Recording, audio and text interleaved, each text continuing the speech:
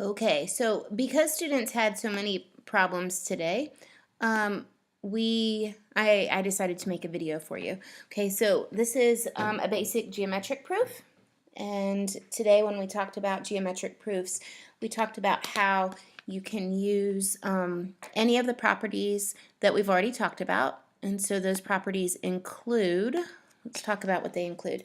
They include the addition property of equality, which states that we can add the same number to each side of our equal sign with of equality. Okay, and then we've got the subtraction property of equality. So we're going to use POE to say property of equality. We've got the division property of equality. We have the multiplication property of equality.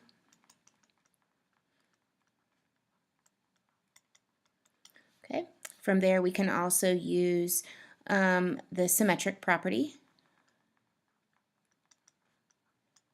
and that's both of equality and congruence. So we have both of equality and congruence. We also have the transitive property, both of equality and congruence. We have the substitution property,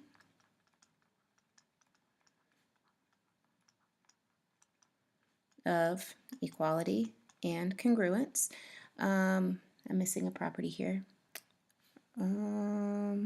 Reflexive property.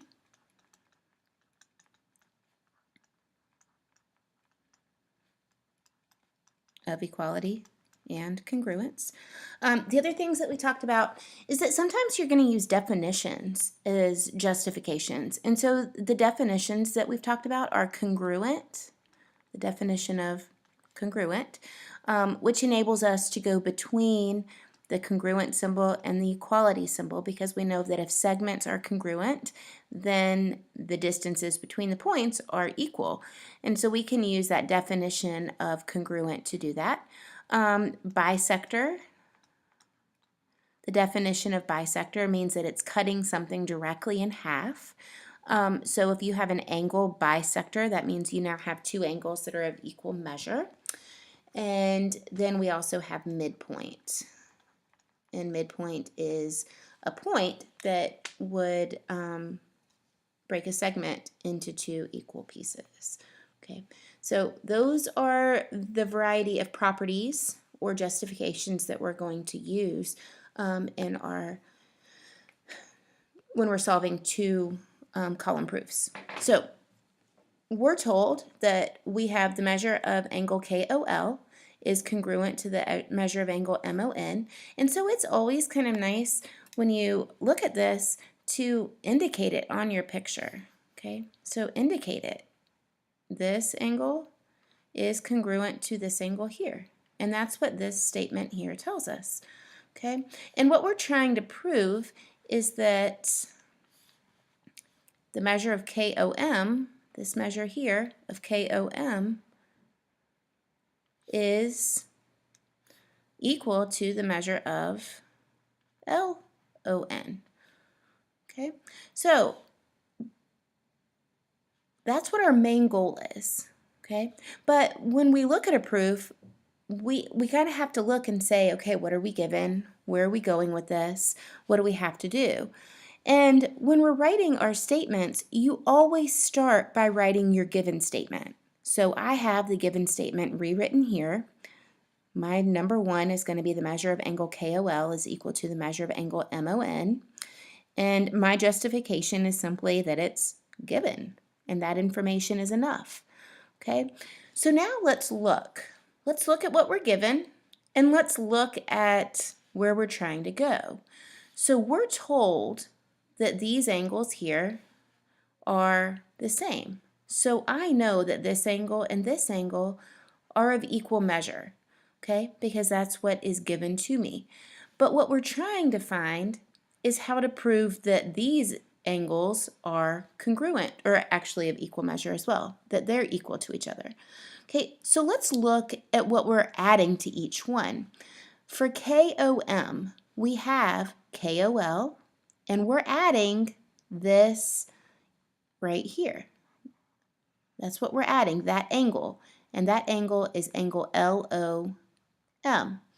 Okay, well, if we're looking at angle LON, we already know that MON is this blue angle here, but what we're adding is the red. So we're adding the exact same angle to both sides of our equation. Okay, so we're just going to start by writing what we can. So we know the measure of angle KOL plus the measure of angle LOM equals the measure of angle MON plus the measure of angle LOM. Okay, we know that because we just added the exact same thing to both sides of our equal sign.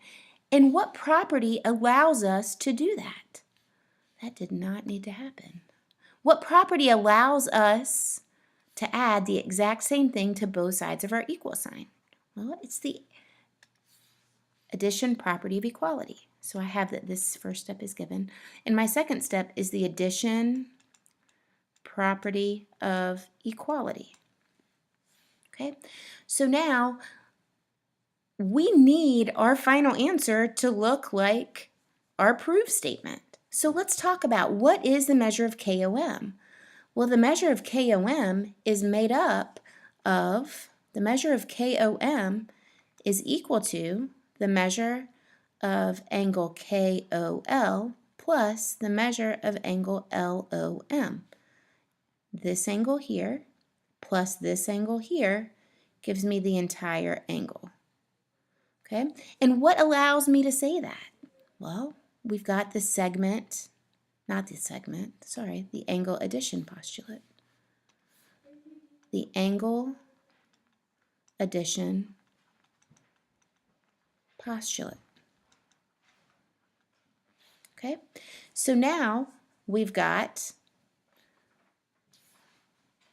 want to look at this information here. Okay, so we know that the measure of angle LON is equal to the measure of angle MON plus the measure of angle LOM. And again, we used the angle addition postulate.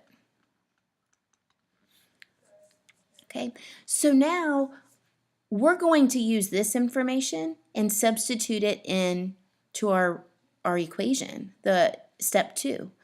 Okay, so I'm going to say that the measure of KOM, this measure here, KOM, I know that equals KOL plus the measure of LOM. It equals this right here. So I'm going to replace the measure of angle KOM with, I'm going to replace the measure of angle KOL plus the measure of angle LOM with the measure of KOM. Okay, so I did that. I'm using substitution between step 2 and step 3. Okay, substitution between these two steps. And that's as much as I can do on that particular step 5. So I need to just write down the rest of my equation, wrong equation.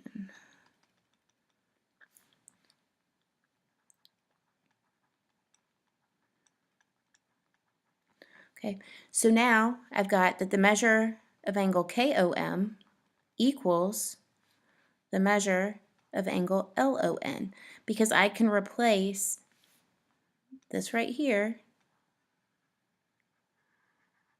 See, it's the same here and it's the same here. So I'm replacing that with the measure of angle LON. So that would be with substitution in steps 4 and 5. And now my answer, my last statement, is my proof statement. So I know I am done.